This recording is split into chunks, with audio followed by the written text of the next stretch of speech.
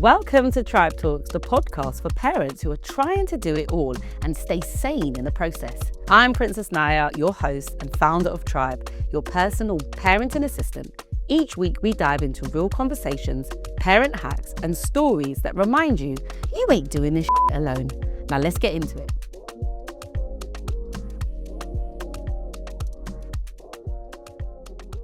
Hey guys, we're back with another episode of Trybe Talks. I'm your host, Nyah, aka Princess Nyah, or now they call me Kizzy's mum. And I like to call myself the real housewife of Trybe. And today I'm joined by a guest that I've been trying to get, and he doesn't even know I've been trying to get him because my try to get is me thinking of asking him and then being like, oh no, I'm not ready. I'm trying to get in this hot seat for absolutely ages. I'm joined today by the one and only poet. God bless. Mate, you could have just DM me. So if we had a studio audience, everyone would be going like this now. Come on, fam, they're here, man. We're Jamaicans. No, I know, but you're booked, you're busy, you're always doing stuff, but I have really taken an interest into your parenting journey over the last few years. I know you've been through loads and loads of stuff. Yeah. And I know that when you're a creative like we are, you know, there's fucking videos on Channel U and presenting and all of the things, and then you have children, life goals and aspirations shift, you know? And what I want to talk to you about is, actually, do you want to tell the people who you are and what you do for anyone that is living under a rock and doesn't know who Poet is? I'm too old school, so my name is Poet. I'm just responsible for creating a lot of things within, I guess, the quote-unquote urban parameter, different types of shows, and discovering different bits of talent. The shows I've made, I'd be like Filthy Fellas, HC Pod with Chucks. It's a lot of things. What else is there? There's Vibbar, there's Gasworks, I'm forgetting something, man, but like I've done a lot of Copenhagen work with Vuj, and I think one of the biggest things is just being able to discover new talent. Like all of the people that I work with are either friends of mine or people that I've seen online as talented individuals, and just try to have platforms to help them prosper as well as myself. Yeah, very sick. And you are very, very, very sick. Thank you. And very inspiring all at the same time. Cultivating for yourself in this day and age is probably the hardest unspoken about thing there is. And then on top of that, when you have children that are depending on you, it takes things to another level of pressure. Yeah. You know, so talk to me about like what it was like pre-children, and then now, and I say children because this was a couple kids, man. Yeah, I got twins. You got twins. Brother. Which to me is insane. Like, it's actually insane. Like, how is that? Like, what's the vibe? What's it like having twins? Before there was twins, so before I done youth work for like 11 years. So in terms of, and I had to look after 4-year-olds up until 26-year-olds, and I was younger. So when you have to deal with a wide range of people day to day, and like whatever you want is secondary, it kind of trains you to be of service to people in general. Wow. So where you're being sort of like taught to put whatever you want as secondary and always place your significance for the people that you're looking after, it prepares you amazingly to be a father, because it's not that much of a difficult transition. So before then, that's one of the reasons why I always wanted to find new talent, and I always wanted to help and so on and so forth, because I just see the worth in building something and building it honestly and organically and treating it like it is your child to a certain extent. Yeah, and I feel like that is entrepreneurship, because I feel like before I had my daughter, I thought, well, having a kid's going to be easy. I've been an entrepreneur. What are you talking about? I'll stay up 48 hours straight trying to broker a deal. Of course I was going to be in a parent is easy, but then she came and I was like, what the fuck? This is very different. This is why I think I'm weird. I didn't think it was that hard. But I think maybe do you not think that the dad journey versus the mum journey is a little bit different? It depends on what type of parent you've had to be. So the parent that I've had to be, when people this is how it is. In my life, there's responsibility and then there's difficulty. Responsibility is not meant to be easy. So if I have to do it and it's time consuming or it's difficult, none of that comes into play, because it's meant to be those things. The things that are difficult to me is if I came to this bank and some people were rude to me for no reason, this is not part of my plan. Okay. I didn't say today, I'm going to go Barclays Bank somewhere in Moorgate and there's going to have someone chatting crap to me. That wasn't part of my plan. That's difficult for me. But like children, mate, it's more happy that I've got children than I am stressed at the things that I have to do with them. Because half of that is just down to incompetence in the person that I chose to be the mother of my kids, no disrespect. And then the other half of it is ignorance on how to be a father. None of these things to me are like, I don't really care, bro. Like, you got to do it. So it's like... Do you know what? But that's a mad way to look at it, because I actually don't think I've ever patterned it in my brain like that. Oh. It's always been like, okay, so now I need to do all of these things. Nah, bro. Yeah?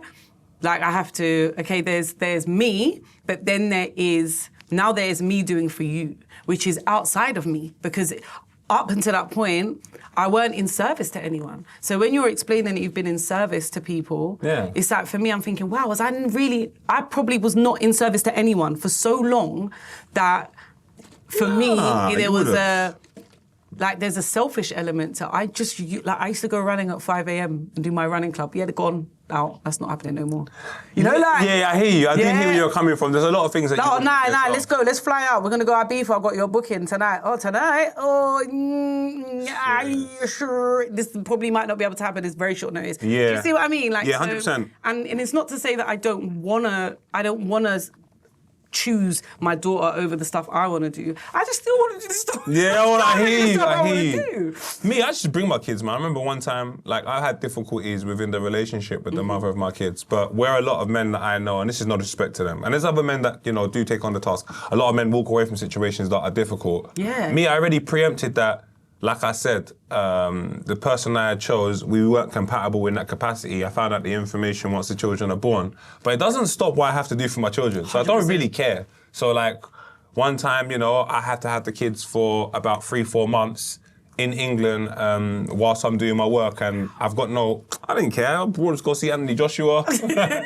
Maya was next door, so she's their godmom. So I was like, Maya, watch the kids for a bit. Yeah. So like, I don't know, man. I spend most of my life thinking about solutions. I don't... Think about the problems. Bruv, it's there. They're not problems. Yeah. And it's not a child to me is not a problem. It's just another part of the story. So I'll say to Zaina Khalifa, mate, when you were younger, this happened. What did you do, Papa? I had to do this, and it's minor, man. I don't make it that much of an issue because you're my children. You didn't ask to be here. You're here. Yeah. So for me to have to do things that are quite difficult that I'm not doing for anybody else, that is all self-inflicted. It's all me. So I don't know. I just don't... I think it's a unique perspective, though, because there is a generation of men that just walk away, poet. And it's tough for them, and they decide, this shit is tough, and I don't have kids anymore in my brain. But, do you know what is that? I don't think people care about how men feel in regards to that situation. There's a very, very ignorant perspective that I feel was being showcased and probably brought to light purely because of not hearing their story. Yes. And then little things like chat shows and so on and so forth, which push Advocate forward... for the mum. Do you understand? And I'm not saying the mum shouldn't be taken care of, but that selfish approach makes you, to me, a questionable mother. Because you're first of all letting everybody know this is a whatless man. You chose that man. Yeah. So you've taken no accountability for the decision that you've made. That's number one. Number two, you haven't preempted that in 20 years' time, when your son's able... They're going to watch this. They're going to watch this, bro. Like, I didn't preempt it. I made a lot of mistakes as well. Mm-hmm. And I'm just saying, like, those things, I don't really get it. I've never really got it, and I hope I never do. Do you think that's just like a generational thing where it's available, so people feel like they have to say something? They're filling a space. Do you know what I mean? Like, when you think about back in the day, like, we had like Jerry Springer, and people were going on Jerry Springer chatting shit about their relationships or whatever to be famous on TV. Whereas now you just pick up your phone, live stream, and you're airing out all of your business. And it's like, 100%. And it's like, the privacy is not private no more. Exactly. And people are speaking from pain, and hurt people. Right. And more time people are speaking from the perspective of, I had an expectation that wasn't met, this is how I feel. That's not life. That's childish ways of thinking. I can tell you when, and I don't disregard the man. If the man walks away, I'm not here to say it's right, but I'm not here disregarding it to say he's wrong. I'm not. Yeah. For example, my children, when I was, and this is the truth, when I got the mother of my kids, she was pregnant because she had an abortion beforehand. She's from a Muslim background, from a Rastafarian background. It's going to be quite difficult. It was for twins. It was for unidentical twins. She had an abortion, and I made it I didn't want the abortion, but I said, I'm not here to police a woman's body. I don't know what's going on. Her family put pressure on her, all of that. I said, all right, cool, I just have to accept whatever's happened. I didn't want it to happen, but I accepted it. I've said, let's put all the precautions in place to make sure that we don't go through this again. But I can't put the pill down your throat. I can't do... All I can do is find that I can only do my bit, and I've done more than my part. And she fell pregnant again, and the reasons why is because she didn't take on the responsibility that she was meant to take on. Now I've got to be a father to children. Now, all of my thinking is I've still chosen this woman. I've still seen sides where you're a little bit irresponsible, but I've still chosen to go with it. So this was a possible outcome purely because of the characteristics of this lady. So I can't ever think for 1 second I'm not taking care of the responsibility because I'm just as much to blame. I'm aware of it. But I've done everything in my power to not be in this position. But here I am. Here we are. You're pregnant now. I now have to be a father to twins. And I don't have a say in the matter. I'm comfortable with that. But do I believe that every man that falls into that situation within just finding out the information should be completely complicit? Like, that thought process to me is crazy. I get why the guy probably disappears and goes, I need to recalibrate my thoughts. Like, I've done everything to make sure that I'm not going to be a dad, and I'm a dad. And you hear of men as well, like, especially I find this with a lot of older men where they're like, I done everything in my power for the best part of my early years to not get a woman pregnant.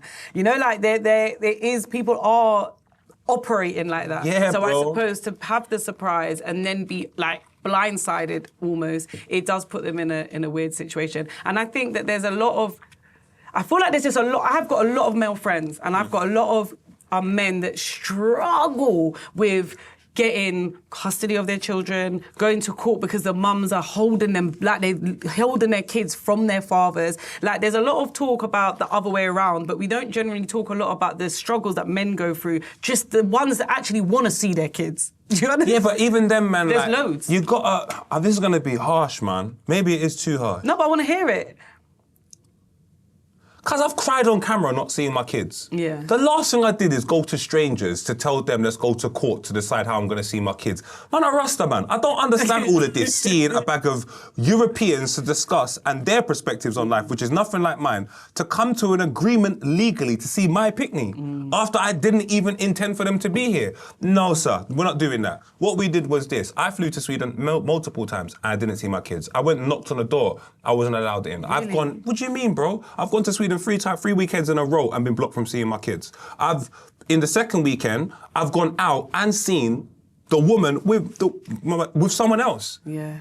And then I've got voice notes the next day like, how you're not seeing your kids. Wow. Like, I'm not saying all of that to disrespect her. I'm not saying all of that to cause controversy or anything like that. No, that's my reality, bro. Yeah. Bare times I couldn't see my picnic. The last thing is I'm going to court, bro.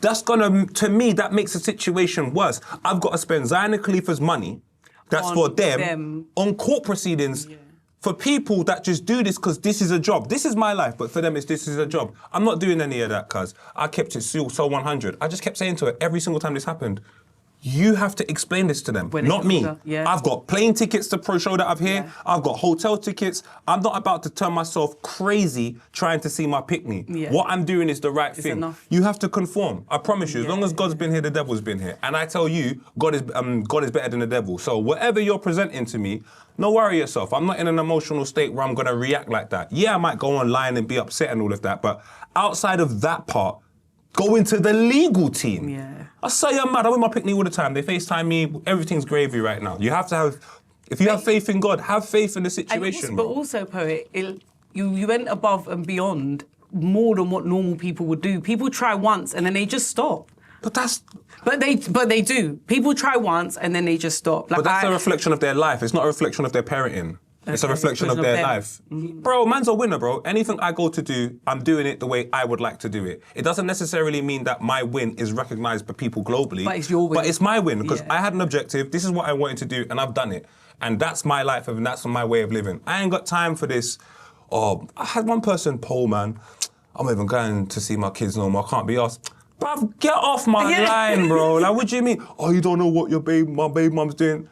Brother, you don't even have a clue what I could have been do. through, yeah. Brother, like I'm not, and it's not even what I've been through. It's like you don't have a clue who the real victim in the situation is. So I'm not interested. The victim's the child. Children, yeah. No, it is. And it's like, it's very beautiful to hear you always bring everything back around to the fact of, it's just about them. And people get so lost in their own ego and their own ignorance and their own pain, and they start to just act out of, but me. And it's like, you're right, but what about the children? You know, like I grew up without a dad, and for my whole life, I just thought to myself, I didn't need a dad. I never needed a dad. The most I wanted was a pair of trainers. I remember my friends, their dad would buy them trainers, you know? And I'd be like, no, Mum, what about me? Mum's like, no, there's no money for that. I'm like, but anyway, now I see Kizzy with her dad.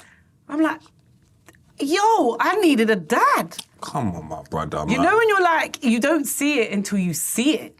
And it's like watching her have her dad that is like 1,000,000% for her. It's like, kids need their dad. And by whatever means necessary is what's going on for you, put them at the forefront and fight for them, not for yourself, and put everything else aside. But, you know, it's a very big topic, isn't it? You know, everyone's not built the same, and I feel like, especially with your character, you're a very creative person, you're very in touch with yourself, and you're happy to be you. And I think that people that are not happy to be themselves find the fight outside of themselves, because they're not fighting for themselves, because they don't even really know who they are.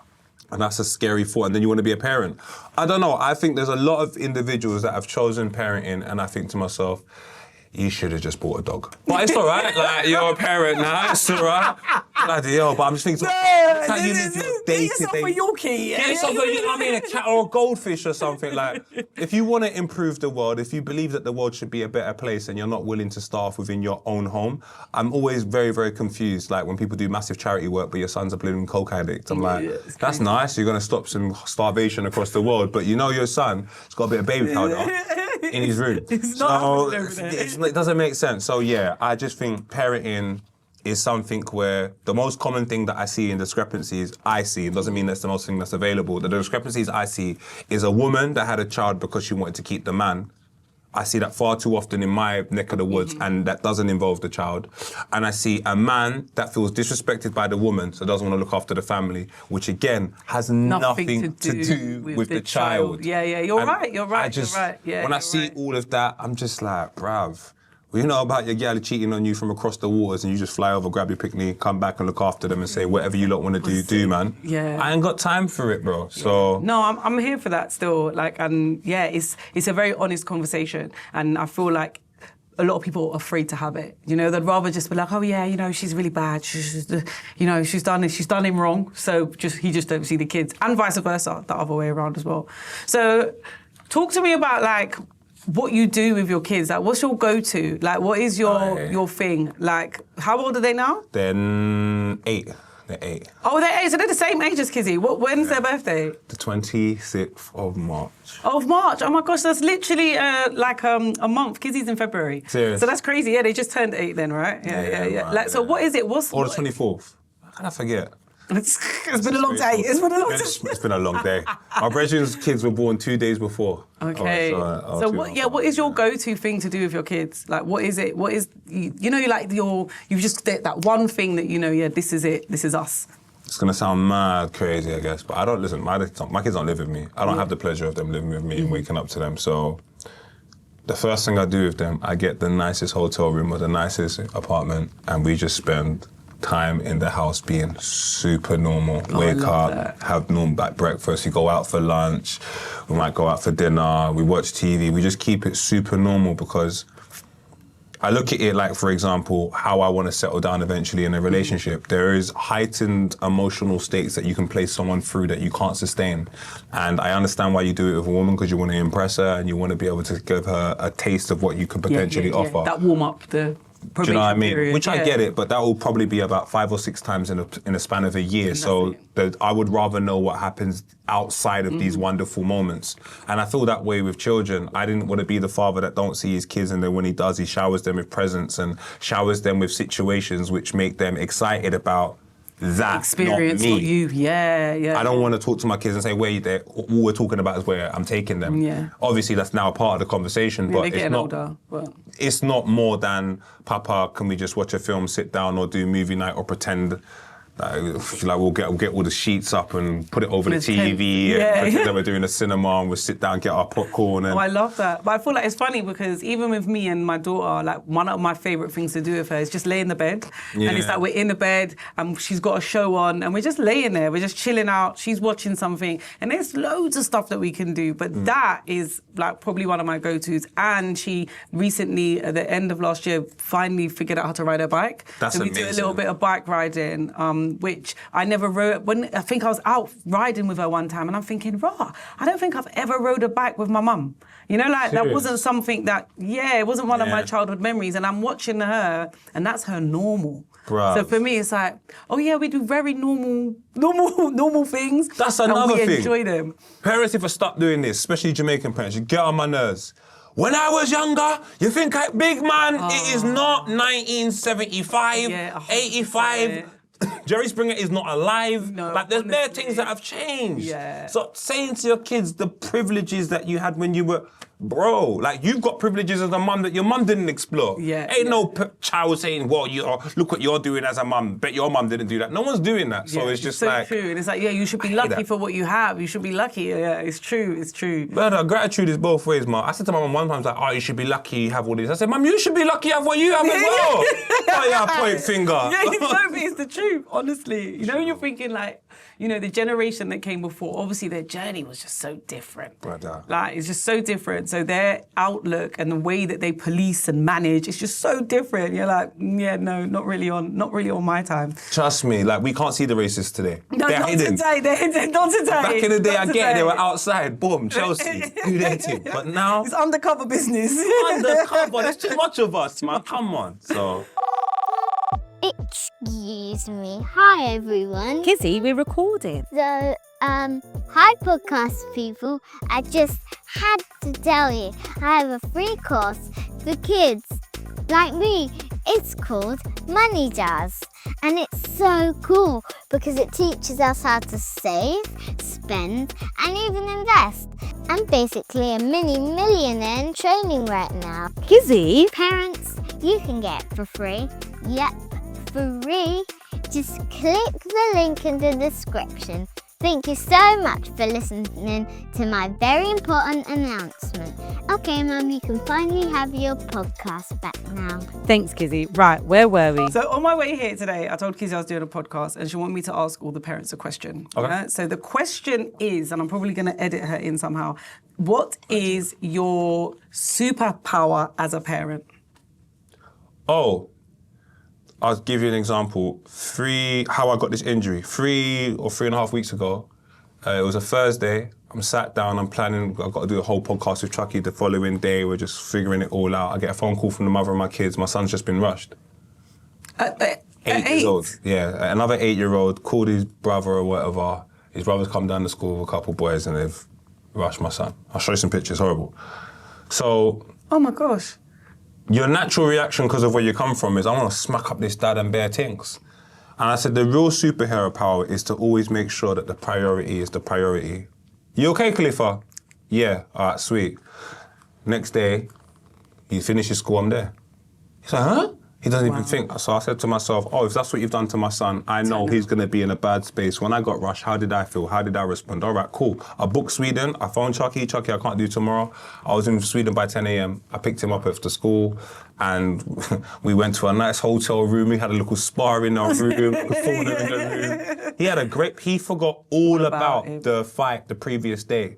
So I think my superpower is just knowing that whatever I have in my capabilities to take my children to a good place, and I don't mean good place in terms of like physically, I mean mentally, like I don't want them to, because their life is already, like I already feel bad for the way in which they live anyway. There's a lot more that I wish I could have done, but I try everything I can. But my superpower is knowing that whenever they need me, it doesn't matter where I am, I'll be there quicker than the man that lives in the country. No, but you show up, man. Honestly, 100%, bro. That is so inspiring, man. It makes me feel so emotional. Yeah, it's my youths, man. I love Honestly, them. man. Like, and this is it. And I feel like this is Like, I'm happy, like, obviously, I mentioned I didn't have a dad growing up or whatever. And it's like, however much I would want it, I'm more happy for the youth that have it now. Yeah. Like, I would sacrifice myself having a dad for my daughter to have a dad over me 1,000,000 trillion times over. You know, and hearing the way that you speak about your children is just, it's really beautiful. Like, it's really touching. So, like, we're going to wrap up soon, yeah? But give me some advice for young people that are in the industry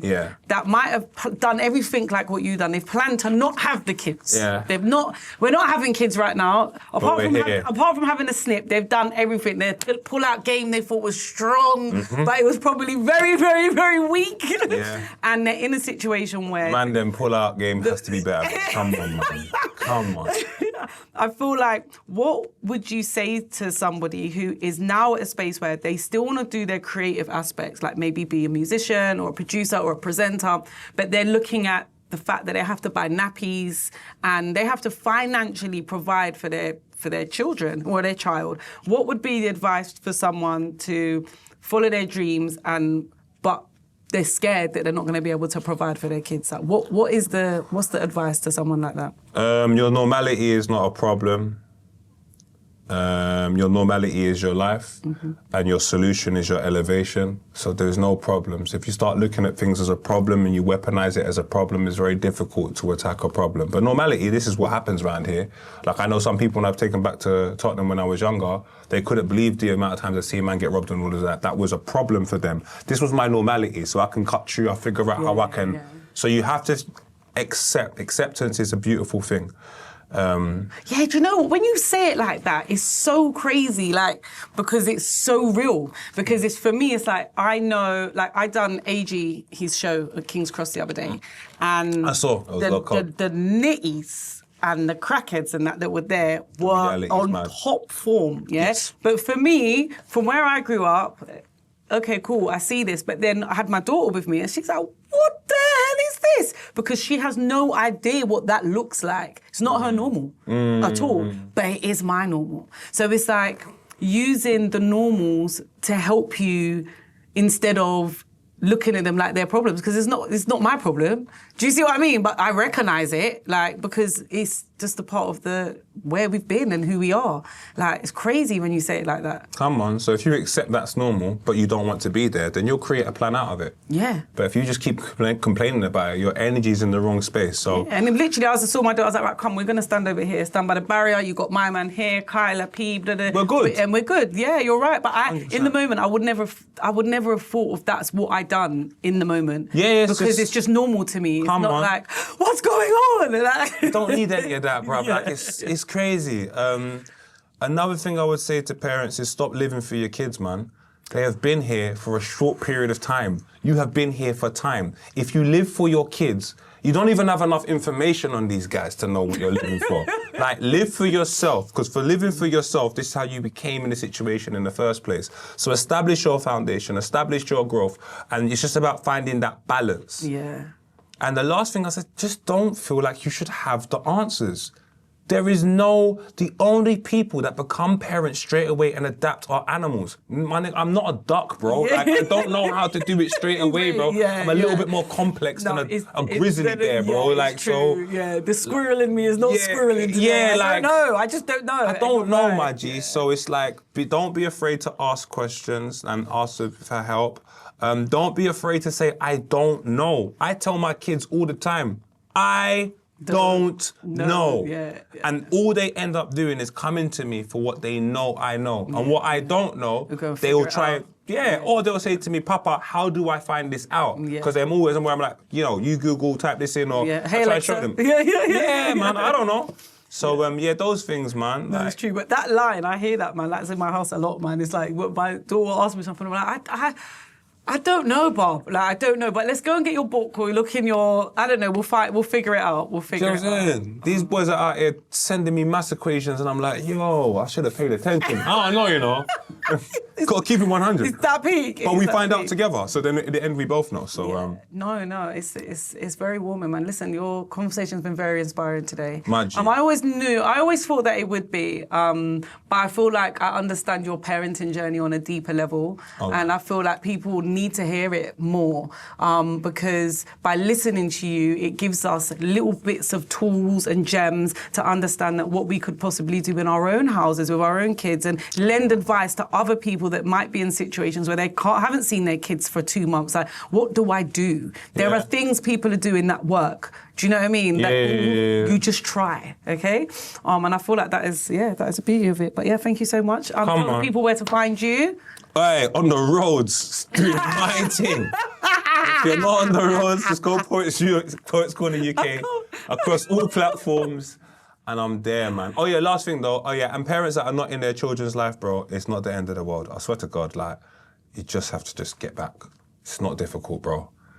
It's just not difficult. So any whatless parents out there, don't feel too bad. Don't feel too whatless. You can get back in. Yeah, like I know some people that weren't there for the child's life in the first 3 years, and the child's 27 now, and the child don't remember. So they were there for 24 years. It's cool. Yeah, no, I read that still, it's and cool, it is the truth. Well, yeah, thank you everyone for watching. I thank Poet for spending some time with me today. I appreciate you. Minor. Peace. Wow, you're still here listening. Well, thank you guys. Thank you for listening to Trybe Talks. And if you enjoyed today's episode, then please share it with another parent who needs their tribe. Make sure you check us out on Instagram, TikTok, and YouTube, all that good stuff. And make sure you get involved and be a part of the conversation. Until next time, and remember, parenting takes a village. And now you've got one.